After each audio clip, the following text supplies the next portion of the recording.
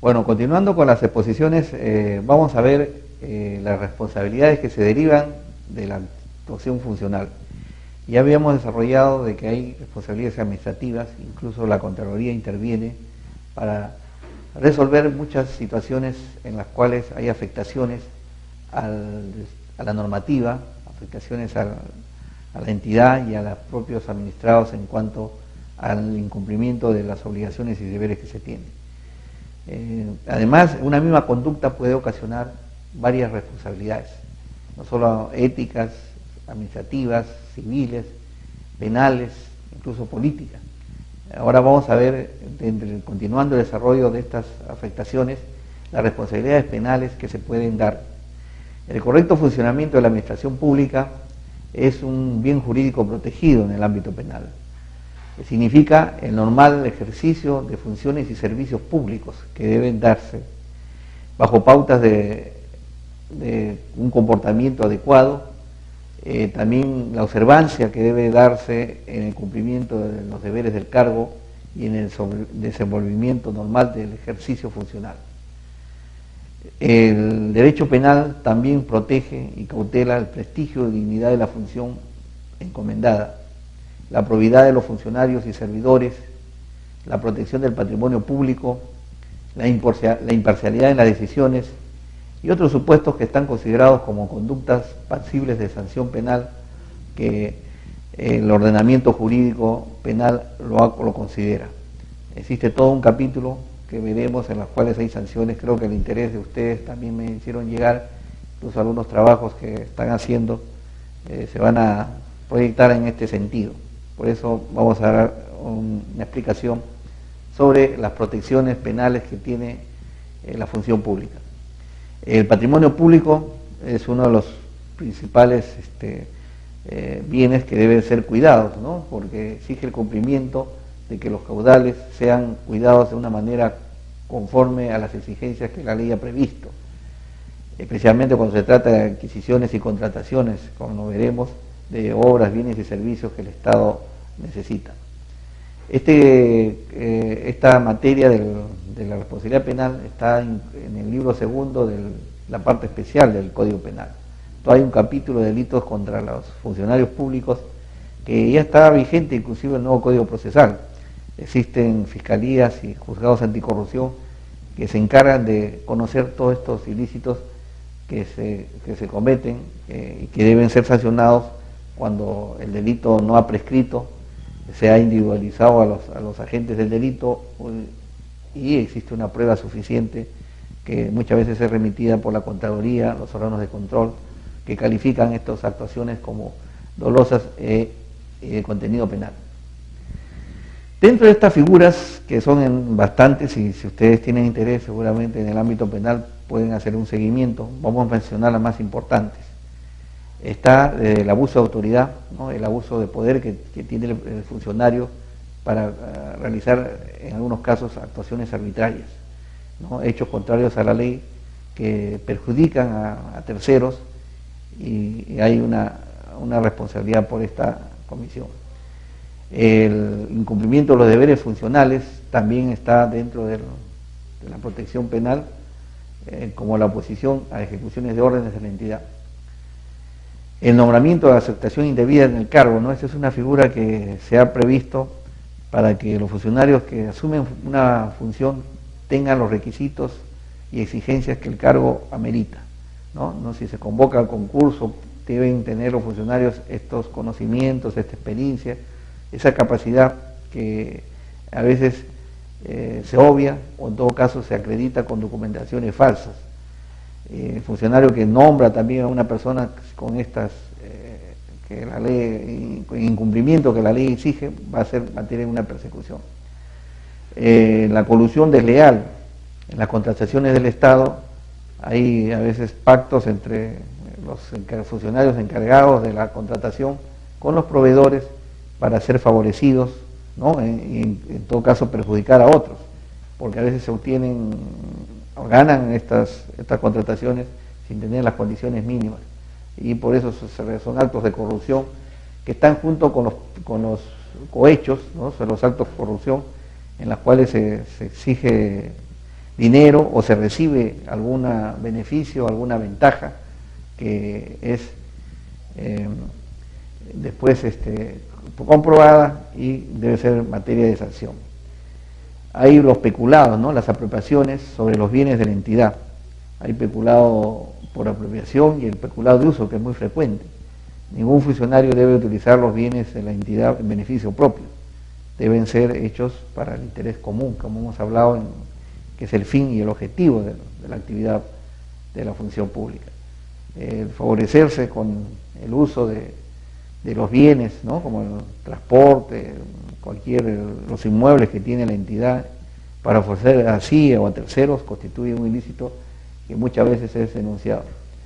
La malversación de fondos, ¿no? Es otra conducta que también es frecuente cuando el titular de la entidad, a veces, o una persona dispone que las adquisiciones sean utilizadas para otros rubros.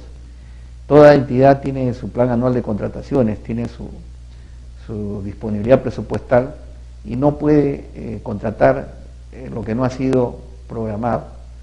Hacerlo significa malversar, o sea, darle una utilidad distinta a esos recursos que el Estado le ha dado a la entidad, y el funcionario que lo hace tiene responsabilidad penal.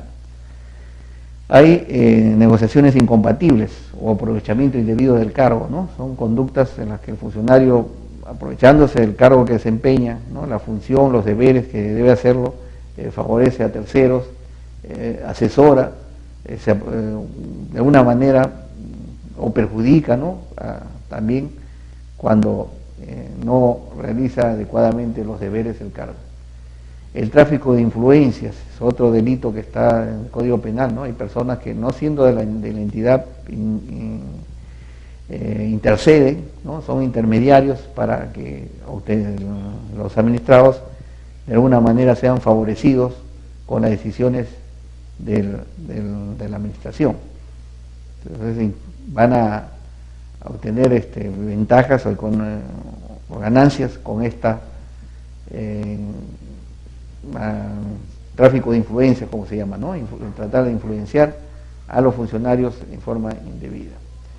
Y por último, dentro de todo este cúmulo de responsabilidades, que son numerosas, estamos mencionando las más importantes, tenemos el enriquecimiento ilícito, ¿no? El enriquecimiento ilícito, cuando a veces no se acredita directamente algún delito de estos que hemos mencionado, pero los asesinos exteriores, el desbalance patrimonial que tiene el funcionario, hace prever de que esté obtenido dineros ilegales, ¿no? Porque no justifica los sueldos que a veces son muy pobres en la administración pública con la bonanza económica que esta persona tiene.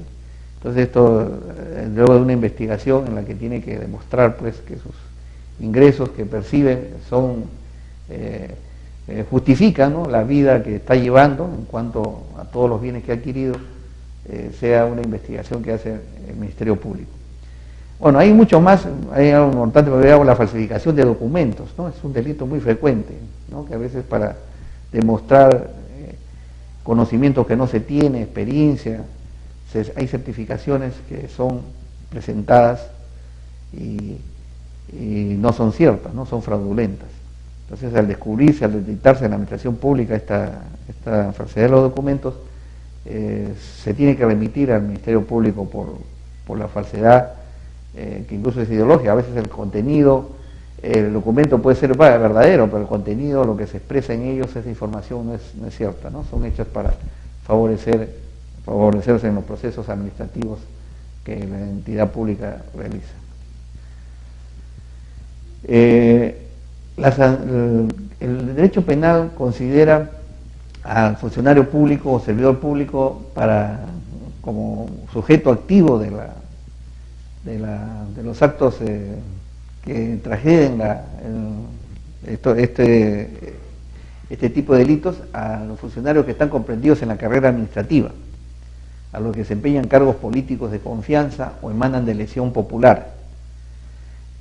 Todo trabajador que, independiente del régimen que tenga vínculo laboral o contractual con los organismos del Estado.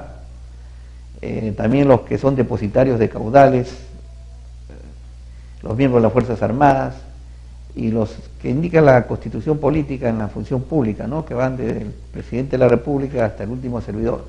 En concreto, la responsabilidad penal es amplia. El derecho penal considera pasible de sanción a toda persona que recibe de una u otra forma algún dinero del Estado, incluso no teniendo una dependencia directa. Hay empresas, por ejemplo, que contratan a los trabajadores de limpieza, esos servicios, ¿no?, que contratan a personal de seguridad, pero estos trabajadores, por efectos de la ley, ¿no?, una ficción, son también considerados empleados públicos para los efectos de la sanción penal. Así que cualquier apropiación, cualquier sustracción que hagan de los bienes de una entidad pública no van a ser procesados como delitos comunes, sino como delitos que están dentro contra la administración pública como funcionarios o servidores públicos. Entonces, este es todo un capítulo que los que les interesa el derecho penal pueden recurrir, y hay bastantes doctrina y tratados sobre estos temas. Hay un tema que dentro de la administración pública también no se toca mucho, que es la responsabilidad política, ¿no? Es la responsabilidad que tienen altos funcionarios del Estado, que a veces tienen que responder ante una demanda popular que exige una sanción por escándalos o por situaciones irregulares que se han dado durante su gestión, y que son autores de las órdenes que deberían haber cumplido sus subalternos, ¿no? Que estos inclusive no son los directos autores, pero hay este tipo de responsabilidad. En algunos casos el Congreso, por ejemplo, llama a los responsables de estos sectores, estamos hablando de los ministros, para una posible censura. También esta responsabilidad es individual, pero recae sobre los funcionarios que ocupan altos cargos, como hemos mencionado, ministros de Estado, titulares de entidades, que deben respetar y honrar la confianza que se les ha dado y el cumplimiento legal de todas sus actuaciones. La responsabilidad política proviene de las actuaciones que a veces se hacen por errores, omisiones, desaciertos de la gestión, que incluso pueden ser ajenas, ¿no? Son realizadas por otras personas, pero que fueron designadas en cargos de confianza, o deberían haber realizado una labor eficiente, pero no sucede así porque la prensa, los medios de opinión a veces descubren estas actuaciones y se crea todo un clima que afecta a la entidad. Entonces hay responsabilidades políticas cuando hay actuaciones ilegales que son cometidas por lo general por otras personas, pero que son dependientes y que han permitido de que se realicen estos escándalos. Entonces los efectos de esta responsabilidad política en algunos casos son la renuncia que debe hacer el titular de la entidad, o por voluntad propia, o cesados por decisión ajena, ¿no? Porque el cargo que venía ocupando pues son cargos de confianza, y esto afecta al régimen, afectan a la estabilidad del gobierno, y no le queda otra situación que ser cesados o dejar el cargo o la función que desempeñaban. Esto es en cuanto a la responsabilidad política. Hay también una responsabilidad que es muy frecuente en las entidades, que es la responsabilidad ética o moral, ¿no? La convivencia en el ambiente laboral debe ser cuidado. Las personas que están en una entidad deben seguir las reglas de funcionamiento, formas de vida que le permitan pues tener principios y valores para diferenciar lo bueno de lo malo en las tareas que se les encomiendan. Esta responsabilidad ética se da dentro de la conciencia que tiene cada persona, los principios de que se ha formado. Pero se han dado también normas de ética, códigos de ética funcional, como es la ley 27815, que se trata del Código de Ética de la Función Pública, en la que se señala una serie de principios, deberes y provisiones que rigen sobre los servidores en todas las entidades de la administración pública, incluyendo las empresas públicas, ¿no? Este código debe ser de conocimiento de todas estas entidades para que cuando se trasleden pues también tienen algún tipo de responsabilidad. Veremos cuáles son las características de este código de ética. Los principios éticos de la función pública es el respeto, ¿no?, que se debe tener entre los propios trabajadores o con los superiores, lealtad al Estado de Derecho, lealtad a la entidad que los ha contratado, veracidad y obediencia en sus tareas, ¿no? Debe ser cumplir, ¿no?, las cuando son dependientes, las tareas y exigencias que se les ha encomendado, deben actuar con justicia y equidad cuando tienen poder de decisión, deben ser probos en sus funciones, leales, eficientes y de idoneidad, ¿no? Tener la capacidad, como habíamos mencionado, el conocimiento de las tareas o atribuciones o deberes que tiene cada cargo, ¿no? Cada función o empleo público que uno ocupa tiene diseñado, está reglamentado cuáles son sus tareas que deben ser cumplidas con eficiencia.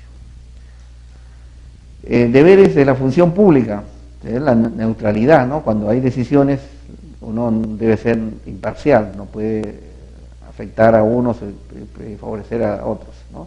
Debe haber discreción, la reserva cuando se toma conocimiento de hechos que a veces son importantes, que no deben ser difundidos. El ejercicio adecuado del cargo, en cuanto a las tareas que ya hemos mencionado, tienen que ser cumplidas. La utilización de los bienes del Estado en forma adecuada, no a provecho propio, sino en interés de la entidad. Transparencia y responsabilidad en las actuaciones que se asumen. El Código también menciona como provisiones éticas el mantener intereses en conflicto, ¿no? Eso, el interés colectivo debe prevalecer, ¿no? No puede haber interés particular o personal cuando hay un reclamo social mayoritario que a veces exige otro tipo de conductas. Obtener ventajas indebidas, ¿no? Aprovecharse del cargo con actos de corrupción, porque no solamente solicitar dinero y solicitar alguna prebenda, sino también recibir, ¿no? El cohecho pasivo, que a veces hay particulares o administrados que tratan de sobornar o tratan de dar dinero para conseguir sus expectativas, ¿no? Que tiene, e incluso en forma ilegal o actuando en forma legal, ¿no? El funcionario, incluso hay una figura que me había olvidado, que es el cohecho impropio, ¿no? La persona, a pesar de que ha cumplido su función en forma eficiente, ha cumplido su tarea, no puede recibir ningún tipo de regalo, donativo, ¿no? Ni alguna prebenda de la persona a quien ha dado la razón, porque la tiene, ¿no? Porque lo ha hecho dentro de un cumplimiento funcional. Tampoco puede recibir ninguna ventaja indebida. Tampoco puede realizar actividades de proselitismo político, ¿no? En épocas de contienda electoral, de elecciones, los funcionarios no pueden aprovecharse del cargo para favorecer a un determinado partido, a un determinado candidato. Esto está prohibido, no solo por el Jurado Nacional de Elecciones, sino la propia Contraloría ha emitido resoluciones directivas y ha enumerado las diferentes actuaciones que no deben prestarse cuando hay contiendas electorales, ¿no? El mal uso de la información privilegiada, ya hemos dicho, y también cuando la persona en la función presiona, amenaza o acosa a otros servidores de menor dependencia, ¿no? Son actos reñidos con la moral que la función pública no permite que se realicen estas actuaciones. Esto es el tema de responsabilidades genéricas, ¿no? Dentro de todo, compete a todos los funcionarios y servidores de la función pública, incluso política. Ahora vamos a ver, continuando el desarrollo de estas afectaciones, las responsabilidades penales que se pueden dar. El correcto funcionamiento de la administración pública es un bien jurídico protegido en el ámbito penal. Significa el normal ejercicio de funciones y servicios públicos que deben darse bajo pautas de un comportamiento adecuado, también la observancia que debe darse en el cumplimiento de los deberes del cargo y en el desenvolvimiento normal del ejercicio funcional. El derecho penal también protege, y con el nuevo Código Procesal, existen fiscalías y juzgados anticorrupción que se encargan de conocer todos estos ilícitos que se cometen y que deben ser sancionados cuando el delito no ha prescrito, se ha individualizado a los agentes del delito y existe una prueba suficiente que muchas veces es remitida por la Contraloría, los órganos de control, que califican estas actuaciones como dolosas de contenido penal. Dentro de estas figuras, que son bastantes, y si ustedes tienen interés seguramente en el ámbito penal pueden hacer un seguimiento, vamos a mencionar las más importantes. tutela el prestigio y dignidad de la función encomendada, la probidad de los funcionarios y servidores, la protección del patrimonio público, la imparcialidad en las decisiones y otros supuestos que están considerados como conductas pasibles de sanción penal que el ordenamiento jurídico penal lo considera. Existe todo un capítulo que veremos en los cuales hay sanciones. Creo que el interés de ustedes también me hicieron llegar, incluso algunos trabajos que están haciendo se van a proyectar en este sentido. Por eso vamos a dar una explicación sobre las protecciones penales que tiene la función pública. El patrimonio público es uno de los principales bienes que deben ser cuidados, ¿no? Porque exige el cumplimiento de que los caudales sean cuidados de una manera conforme a las exigencias que la ley ha previsto, especialmente cuando se trata de adquisiciones y contrataciones, como veremos, de obras, bienes y servicios que el Estado necesita.